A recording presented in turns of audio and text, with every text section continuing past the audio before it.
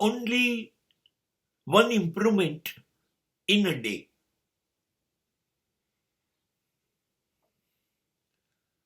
And you will find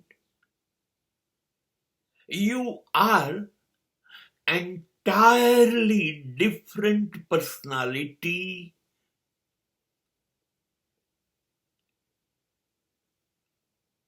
out of your expectation. Slowly but steadily,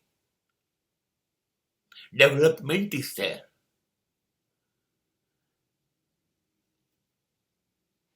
એક દિવસમાં એક ફેરફાર ન કરી શકીએ.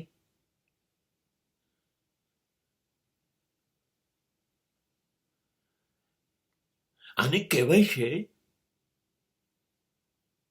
Daily balance sheet. કેટલા બધા માણસો સફળ આ રીતે થયા છે, જેને આજે એક જ વસ્તુ પોતાની જિંદગીમાં સુધારી કે મારે માત્ર સવારે ઉઠીને રોજ સ્માઇલ આપવું છે. ઉઠીને તરત બસ. હવે એ સવારે ઉઠીને પહેલું એનું હસતો ચહેરો દરેક સામે લઈ જશે. બીજે દિવસે એ નક્કી કરશે મારે રાત્રે સૂતા પહેલા આંખ બંધ કરીને 5 મિનિટ મારી સાથે વાત કરવી છે. ત્રીજે દિવસે એ પોતાના ગુસ્સાની વાત કરશે. ચોથે દિવસે એ પોતાના લોભ લાલચની વાત કરશે. 5મા દિવસે એનો પ્રેમ વધી રહ્યો છે કે ઘટી રહ્યો છે એની વાત કરશે. શું લાગે આપણે જીવનભર સુધાર્યા કરવી પડે એટલી બધી નબળાઈઓ લઈને જીવીએ છે? ના,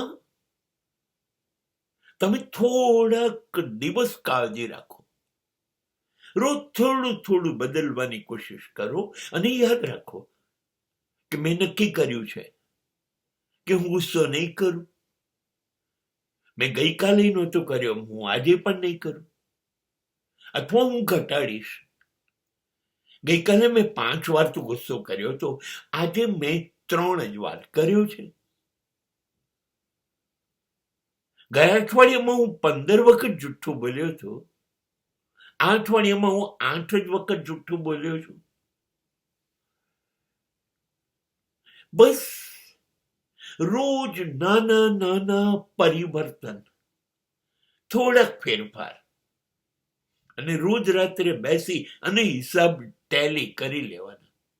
આજે કેટલો ગુસ્સો થયો, એટલે કેટલી લુચ્ચાઈ કરી, કેટલા લોકોને છેતર્યા, આજે કેટલા લોકોને વાલ કર્યું, આજે કેટલી ઈમાનદારી કરી. આ કરી અને રાત્રે ચોપડો બંધ કરી અને સૂઈ જવાનું. આઈ એમ માય ઓન ઓડિટર. હું મારો જ હિસાબ લખું છું, હું મારો જ હિસાબ તપાસું છું. કેમ કે મારું જીવન મારું છે, આટલું નાનકડું છે, તો મારા હિસાબો કઈ બહુ મોટા તો હોતા નથી.